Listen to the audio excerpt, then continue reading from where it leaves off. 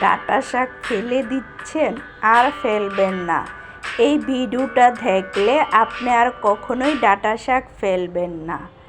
ডাঁটা শাক দিয়ে চাইলে আপনি আপনার সংসারের অনেক টাকা বাঁচাতে পারেন।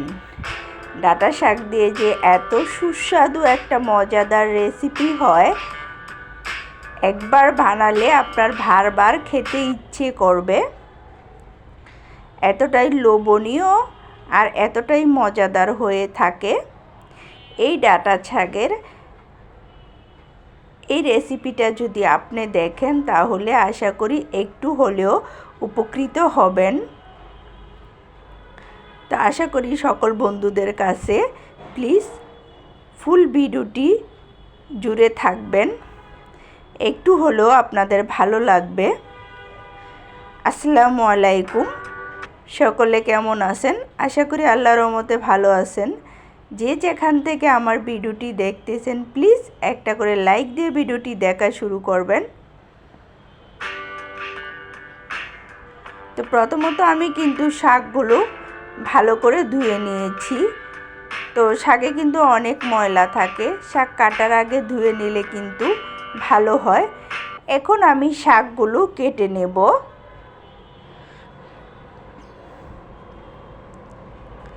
তো সুন্দর করে কুচি কুচি করে শাকগুলো প্রথমে কেটে নিতে হবে। এই শাক দিয়ে যে এতটাই সুস্বাদু আর এতটা লোভনীয় একটা রেসিপি হয়ে থাকে, আপনি একবার বানালে আপনার পরিবারে আঙ্গুল চাটবে। যে কেউ এই ডাঁটা শাকের রেসিপিটা পছন্দ করবে। খুবই মজাদার একটা ভর্তা ডাঁটা শাকের।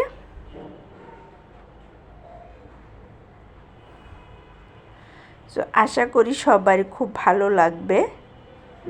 সবাই সাথে থাকুন আর ফুল ভিডিওটি দেখার অনুরোধ রইল।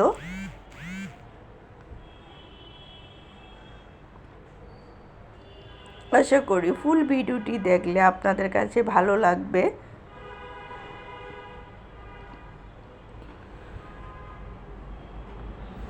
তো এই শাক দিয়ে যে এতটাই লোভনীয় একটা রেসিপি হয়ে থাকে, না দেখলে আপনি বুঝতেই পারবেন না।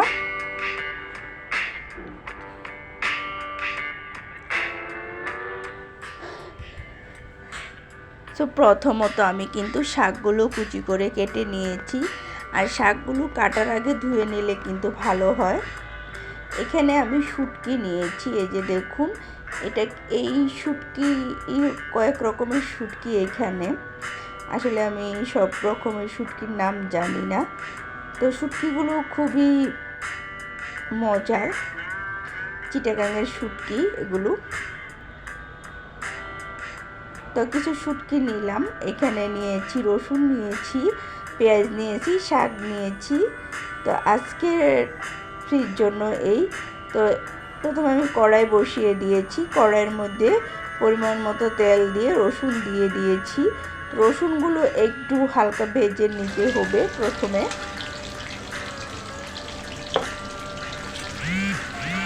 তো রসুনগুলো ভাজা হলে আমি পেঁয়াজ দিয়ে দেবো।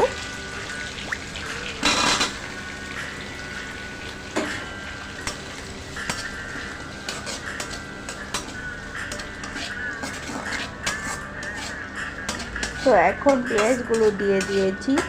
তো পেঁয়াজগুলো দিয়ে কিছুক্ষণ নেড়ে ছেড়ে এখন শাকগুলো দিয়ে দেব। একবার এই রেসিপিটা এই ভর্তাটা ট্রাই করে খেয়ে দেখবেন কতটা সুস্বাদু হয়ে থাকে। তো এরপর আমি শুটকিগুলো দিয়ে দিলাম।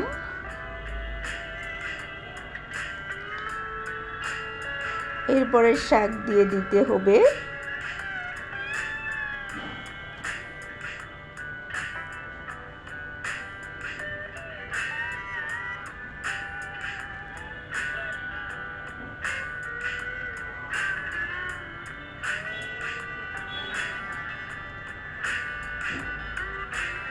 কিছুটা নেড়ে ছেড়ে এখন এখানে লবণ, মরিচ, হলুদ, সামান্য একটু ধনিয়া, এখানে তেমন একটা মশলার প্রয়োজন পড়বে না।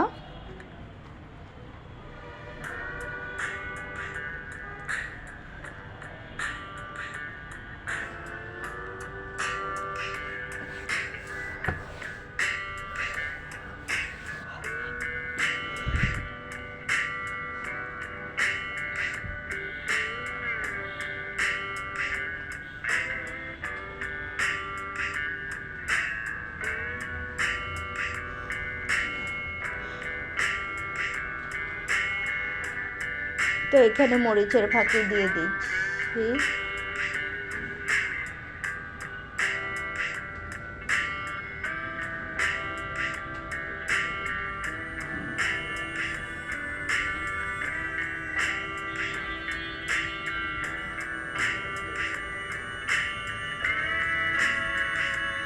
সামান্য একটু পানি দিয়ে নেড়ে ছেড়ে ঢেকে দিতে হবে যাতে শাকটা সিদ্ধ হয়ে আসে।